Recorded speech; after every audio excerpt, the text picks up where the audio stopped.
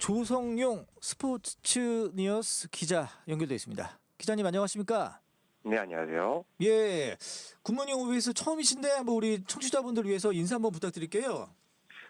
제가 항상 새벽에 운전할 때마다 아침에 운전할 때마다 듣던 프로그램에 또 이렇게 섭외가 돼가지고 정말 영광이고요. 예. 또 지금 또 아침을 열고 계신 청취자분들께서 또 즐거운 이야기 좀 들으면서 하루 활기차게 시작하셨으면 좋겠습니다. 아유, 네, 목소리도 멋있고 되게 좋아요. 예, 알겠습니다. 예, 예, 우리 앞으로 이제 계속 이제 스포츠 코너 계속 들어갈 텐데 이제 좋은 소식 부탁드리도록 하겠습니다.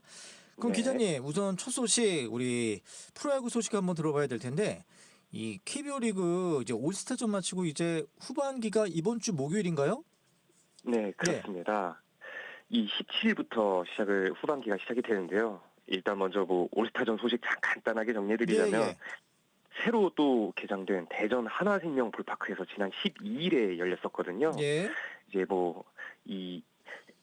기아와 LG, 하나, NC, 키움이 연합한 나눔 올스타가 또 8대6으로 승리했고, 이 MVP에 해당하는 미스터 올스타에는 이제 LG 박동원 선수가 선정이 됐습니다. 오, 예. 사실 올스타전은 승패를 떠나서 모든 팬들과 선수들이 웃고 즐길 수 있는 그런 축제의 장이었다고 생각하시면 될 것 같고요. 예. 이제부터는 후반기가 시작되면서 이제 다시 한번 전쟁이 열리게 됩니다. 현재 KBO 리그가 이제 전체 720경기 가운데서 일단 전반기에 440경기를 소화를 했고요. 예. 이제 후반기에는 280번의 경기가 남아 있습니다. 약 38.9%인데요. 예. 이제 17일부터 4연전이 들어갑니다. 일단 SSG 랜더스 같은 경우는 홈에서 이제 두산 베어스를 만나고요. 이제 KT 위즈도 하나 이글스를 만나서 이제 4연전을 시작으로 후반기 일정에 돌입하게 됩니다. 일단 보시면 중위권 싸움 굉장히 치열하고요. 일단 하나 이글스가 1위를 얼마나 더 수성할 수 있을지 예. 이 후반기에는 이게 좀 관건이 될 것 같습니다. 아, 그렇군요. 아니 어떻게 기자님 보시기에는 어떻게 하나의 그 1위 페이스 이거 끝까지 갈 수 있을 거라고 보세요? 원투펀치가 워낙 아주 견고하잖아요. 그렇습니다. 사실 야구 팬들도 그렇고 저도 그렇고 지금 이 KBO 리그의 순위가 상당히 어색하긴 한데요. 어쨌든 하나가 이 강한 투수진을 중심으로 좀 굉장히 좋은 모습을 보여주고 있고 현재 2위와 약 한 4.5게임 차를 유지를 하고 있거든요. 이제 부상이라든지 이 내부적으로 큰 변수가 없다면 예. 좀 이 성적을 그래도 유지할 수 있지 않을까라고 좀 조심스럽게 전망을 해보고 있습니다. 아, 그래요. 야, 그 하나 팬들 진짜 좋아하실 것 같아요. 그래요. 그러면은 요거 KBO 리그 관련해서 좀 더 설명하실 거 없으면 다른 얘기 한번 갈까요? 우리 키움 히어로즈 얘기 한번 들어가 볼게요. 여기 감독 지금 최하위잖아요. 키움 히어로즈가. 그렇습니다. 예, 감독 경질 이거 정말로 초강수인데 이거 어떻게 보세요? 이 굉장히 좀 어제 충격적인 소식이었는데요. 키움 히어로즈가 어제 이제 이 감독과 홍원기 감독과 이 고영욱 단장 그리고 김창현 수석 코치까지 일괄적으로 보직해임 경질을 통보했습니다. 예. 사실 홍원기 감독이 경질됐다는 게 정말 충격적인데요. 이 히어로즈가 창단 첫 해였던 2008년부터 전력 분석관으로 일을 했었고요. 그리고 계속해서 히어로즈에서만 지도자 생활을 했던 분입니다. 예. 게다가 이제 2022년에는 이 키움 히어로즈를 한국 시리즈 준우승까지 이끌어서 3년 재계약을 맺기도 했거든요. 예.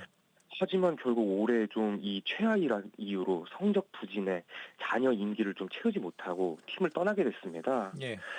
물론 다들 아시다시피 현재 키움은 최하위거든요. 일단 올 시즌 91경기에서 27승밖에 거두지 못했고 전반기 최하위로 끝냈지만 사실 이 키움의 전력을 생각하면 이 최하위가 당연한 좀 전력이다라는 평가를 많이 받았거든요. 계속해서 주축 선수를 이제 트레이드나 해외 이적으로 좀 내보낼 수밖에 없었고 당장의 성적보다는 좀 미래를 위해서 좀 젊은 유망주들을 데려오는 정책이었기 때문에 좀 최하위의 책임을 이 감독이나 단장에게만 묻는 것은 좀 아쉽지 않나라는 여론이 계속해서 나오고 있습니다. 일단 키움은 또 당장 17일부터 삼성 라이온즈와 후반기 첫 경기 시작해야 되는데요. 일단 1군 감독은 설종진 퓨처스팀 감독이 대행을 맡게 되고요. 아, 그래요. 그리고 이제 1군 수석 코치 자리는 당분간 좀 공석으로 유지될 예정입니다.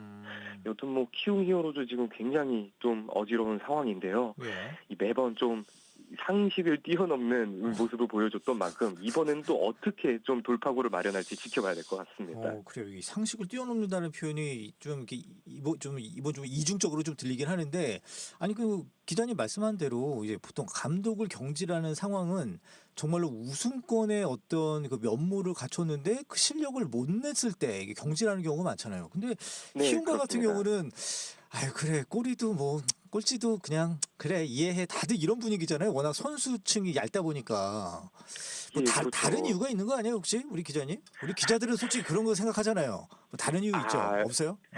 다른 이유라고 하기에는 사실 키움 히어로즈 구단을 보면 사실 뭐 다른 구단과 달리 뭐 모기업이 그렇게 뚜렷하지 않고 또 네이밍 스폰서로 운영하면서 굉장히 독특한 구단이잖아요. 예.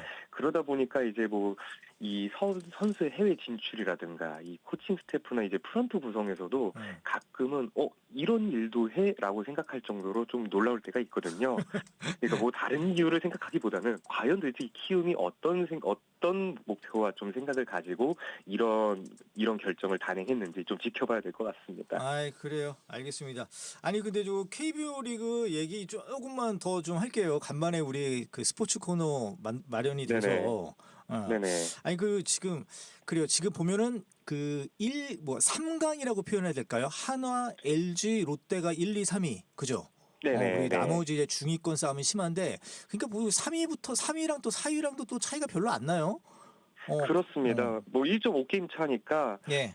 일단 뭐 진짜 뭐 3강이라고 하기보다는 약간 한 6위, 7위까지는 그래도 좀 같이 묶어서 뭐 잠재적인 경쟁자들로 좀 봐야 될 것 같아요. 그래요. 사실 예. 냉정하게 9위 두산과 10위 키움을 빼고는 이 나머지 8개 구단이 모두 가을 야구 진출할 수 있는 가능성은 여전히 존재하고 있다라고 예. 보셔야 될 것 같아요. 아, 그렇군요. 아니 방금 이제 두산도 말씀하셨지만 네. 두산도 그 이승엽 감독도 경질이 됐네요. 거기도. 그렇습니다. 뭐 예. 이승엽 감독도 정말 계속해서 좀 지난 시즌에도 좀 아쉬운 모습을 보였고 올해도 좀 9위에 처지면서 이승엽 감독이 자진사임을 좀 하긴 했습니다. 예. 그런데 이게 좀 이 이야기가 좀 전의 일이라서 뭐 굳이 언급을 드리지 않았는데 예. 어쨌든 뭐 이승엽 감독도 두산 팬들에게 계속해서 좀 비판을 받아오고 있었던 입장이었거든요.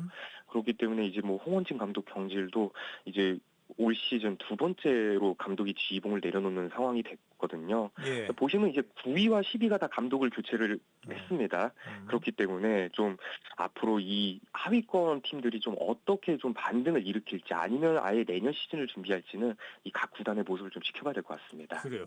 아니 근데 기자님은 아무래도 현장에서 취재 많이 하시니까 아실 텐데, 네네. 이 보통 그 감독이나 코치진을 딱 경질을 하면 이 선수들이 좀 네. 바짝 긴장을 하나요? 둘 중에 하나로 좀 보여집니다. 예. 이 감독 교체 효과가 분명히 있는 팀들도 있습니다. 팀마다 달라요. 각 팀마다 다르고 또 이제 그 어떤 감독이 경질되느냐에 따라서 좀 상황이 다르거든요. 예. 그래서 아무래도 이제 감독 교체 효과라고 해서 좀 이 말씀하신 것처럼 선수들이 좀 바짝 좀 다시 정신을 차리고 좀 더 집중하는 계기를 만들 수도 있겠지만 예. 또 이제도 사실 뭐 이 좀 이해할 수 없는 결정으로 이제 뭐 감독이 지휘봉을 내려놓을 경우에는 오히려 이제 팀 선수단 전체적으로 뭐 동기부여라든가 좀 원동력이 떨어지면서 예. 오히려 더 좋지 않는 모습을 보이는 경우도 좀 볼 수가 있을 것 같습니다. 그래요. 알겠습니다. 그럼 이제 다른 주제 한번 가죠. 우리 축구 얘기인데 이번에는 동아시안컵 네. 남자 축구 대회예요. 이제 한일전 앞두고 있습니다. 네, 바로 오늘입니다. 예. 예, 오늘 저녁 7시 24분입니다. 용인 미르 스타디움에서 이제 동아시아 축구연맹 이 동아시안컵 3차전을 치르는데요. 이 또 하필이면 이 마지막 최종전이 운명의 한일전입니다. 일단 이 경기에서 승리를 해야 한국은 우승을 할 수가 있는데요. 현재 이제 순위표를 보면 일본과 한국이 뭐 나란히 다 2승을 거두고 있지만 일본이 골득실에서 앞서고 있습니다. 그렇기 때문에 일본은 비기기만 해도 이 우승을 차지할 수 있기 때문에 한국은 무조건 승리를 해야 됩니다. 예. 예, 그 한국과 일본 같은 경우는 지금 동아시안컵에서 거의 뭐 4차례 사실상 결승전을 치렀는데요. 한국 입장에서는 이제 2019년 대회 이후에 뭐 6년 만에 우승이자 통산 6번째 우승을 좀 노리고 있습니다. 예, 예. 어쨌든 뭐 지금 현재 동아시안컵에는 해외파 선수들이 없어서 음. 관심이 많이 줄어들고 있지만 그러니까요. 예. 예, 이게 또 이제 해외파 선수들을 의무적으로 차출할 수 있는 대회는 아니어서 그렇습니다. 아, 예, 그렇구나. 그래도 예. 뭐 지금 뭐 주민규 선수라든가 어. 또 이제 미래에 또 해외패가 될 수 있는 선수들이 또 맹활약을 하고 있으니까요. 좀 아무래도 한일전은 가위바위보도 치지 말라고 했으니까 예, 이번 경기도 그렇죠. 쉽지는 않겠지만 좀 어. 힘내서 좀 좋은 경기 보여줬으면 아, 좋겠습니다. 그래요? 아니 근데 진짜 기자님 되게 쉽진 않다는 말씀하셨잖아요. 어떻게 좀 네네. 그 일본의 전력에 비해서 우리가 좀 떨어지는 거예요? 그렇다기보다는 어. 사실 지금 뭐 동아시안컵 같은 경우는 저희 뭐 한국 같은 경우에는 좀 큰 비중을 두는 대회는 아닙니다. 그래서 또 예, 예. 국내파 위주로 좀 선발을 하고 있고 예. 이제 향후 이제 내년에 열릴 월드컵을 대비해서 좀 이 기대되는 자원들을 테스트해보는 성격으로 좀 활용을 하고 있기 때문에 예, 예. 이 동아시안컵은 좀 쉽지 않은 경우가 있습니다. 아, 그렇군요. 아니 근데 우리 이번 경기가 열리는 곳이 용인 미르 스타디움이잖아요. 네네. 예, 거기 그 진짜로 그 잔디 상황이 좋다 요런 좀 정평이 나 있던데 어떻게 기자님 직접 가보신 적 있으세요? 저는 용인 미르 스타디움 그래도 좀 자주 가는 아, 편인데요. 그래요. 거기 진짜 예, 어때요? 예. 좋은 얘기만 어, 들었는데 진짜로 뭐 잔디도 좋고 뭐 시설도 다 좋아요? 정말 음. 이 시설만 놓고 보면 정말 어. 흠잡을 데 없이 정말 좋은 어. 곳이라고 할 수 있습니다. 예, 예. 미르 스타디움이 종합운동장이잖아요. 네. 그래서 사실 뭐 축구 경기를 보기에 시야가 좀 아쉽다 뭐 이런 말도 나올 수 있는데 어. 정말 관중들이 경기 관람하기에도 큰 불편이 없을 정도로 시야도 굉장히 좋고요. 네. 또 잔디 관리도 굉장히 잘 해놓기 때문에 뭐 이번 동아시안컵에서는 진짜 아무런 문제가 없을 정도로 뭐 좋은 모습을 보여주고 있습니다. 예, 예. 아니 근데 예전에 뭐 기자님 뭐 더 잘 아시겠지만 그 상암 월드컵 경기장에서 원래 뭐 월드컵 대표팀 네네. 여보세요? 예. 네, 네, 들립니다. 네네네. 그 상암 월드컵 경기장에서 원래 축구 경기를 하려다가 월드컵 대표팀 경기를 하려다가 그 잔디 상황이 안 좋아가지고 용인 미르 스타디움으로 옮기고 했잖아요. 네네. 상황 같은 경우는 그럼 어떻게 지금 진행이 되고 있습니까? 서울 월드컵 경기장 같은 경우도 이제 그 이후로 잔디 보수를 뭐 꾸준하게 진행을 했고요. 한 번 또 그 대대적으로 갈아엎기도 했습니다.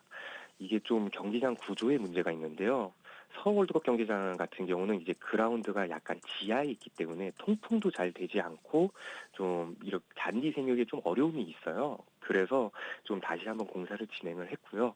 아무래도 좀 이 계속해서 관리에 어려움이 있기 때문에 이제 당분간은 그래도 용인 미르 스타디움이 뭐 대표팀 경기나 좀 뭐 대륙 대회 같은 그런 무대에 좀 많이 활용이 될 것으로 전망이 되고 있습니다. 예, 예, 알겠습니다. 끝으로 하나만 더 얘기하죠. 그 손흥민 네네. 선수 이적설 얘기를 하고 있는데 요거 한 번만 정리 좀 해주세요. 네, 사실 손흥민 선수가 이제 원소속팀 토트넘 하스퍼와의 계약이 내년 여름까지입니다. 그런데 아직까지 이제 토트넘과 재계약 협상이 좀 시작되지 않고 있고요. 예. 그런 가운데 좀 뭐 사우디아라비아라든가 이제 뭐 미국이라든가 굉장히 다른 나라에서 손흥민 선수에게 거액의 연봉을 좀 제시하면서 좀 뭐 마음을 돌리려고 노력을 하고 있습니다. 근데 이제 또 뭐 토트넘 같은 경우는 이제 손흥민 선수와 같은 포지션 선수들이 좀 속속 영입이 되고 있어요. 예. 이제 뭐 마티스테 선수라든가 뭐 모하메드 쿠두스 선수라든가 이런 선수들이 거의 뭐 이적료만 거의 수백억에서 뭐 거의 천억 가까이를 써서 토트넘이 영입을 하고 있거든요. 그렇기 때문에 계속해서 뭐 손흥민 선수가 이적할 가능성이 있겠다 뭐 이런 얘기가 계속 나오고 있어요. 그래서 일단 뭐 손흥민 선수가 또 이제 토마스 프랑크 이 토트넘에 새로 부임한 감독과 면담을 좀 진행한 뒤에 결정을 할 것으로 좀 보이고요. 일단 토트넘이 손흥민 선수와 함께 한국을 좀 방문합니다. 예. 다음 달 3일에 이 쿠팡 플레이 시리즈를 통해서 한국에 방문해서 뉴캐슬 유나이티드와 좀 맞붙을 예정이거든요. 이제 그 자리에서 손흥민 선수가 좀 직접적으로 이적설에 대해서 이야기하지 않을까 전망이 되고 있습니다. 아, 그래요. 아, 뭐 얘기 나온 김에 좀 축구 소식 하나만 더 가도록 하겠습니다. 클럽 네네. 월드컵 잉글랜드 첼시가 우승했다고요? 예, 사실 이 정말 최고의 축구팀 가리는 대회였는데요. 이 지난 14일 미국 메트라이프 스타디움에서 이 열린 결승전에서 첼시가 이 파리 생제르맹에 3대 0으로 크게 이겼습니다. 이 첼시의 이 23세 공격수 콜 파머가 2골 1도움을 기록하면서 정말 맹활약했는데요. 무엇보다 이 대회에서 이제 가장 중요한 건 상금입니다. 이 세계 축구에서 이 정도 상금이 좀 부여된 적은 없었는데요. 첼시는 뭐 우승 상금 4천만 달러를 포함해서 이번 대회 상금만 총 1억 2,950만 달러, 한국 돈으로 치자면 약 1,200억 원에 달하는 우승 상금을 수령하게 됐습니다. 아쉽게도 이 파리 생제르맹 소속의 이강인 선수 이번 결승전에서 좀 출전해서 좋은 모습 보여줄 거라고 기대하신 분들이 많았는데요. 예. 아쉽게도 이강인 선수가 좀 모습을 드러내지 못했고요. 아마 4년 뒤에 열리는 좀 클럽 월드컵에서는 좀 뭐 이강인 선수를 비롯해서 우리 또 한국 선수들이 좋은 모습 보이면서 좀 세계 무대에서 자신의 가치를 증명해줬으면 좋겠습니다. 네, 여기까지 듣겠습니다. 저 기자님 앞으로도 알찬 소식 부탁드리겠습니다. 네, 잘 부탁드리겠습니다. 네, 지금까지 조성용 스포츠 니어스 기자였습니다. 고맙습니다.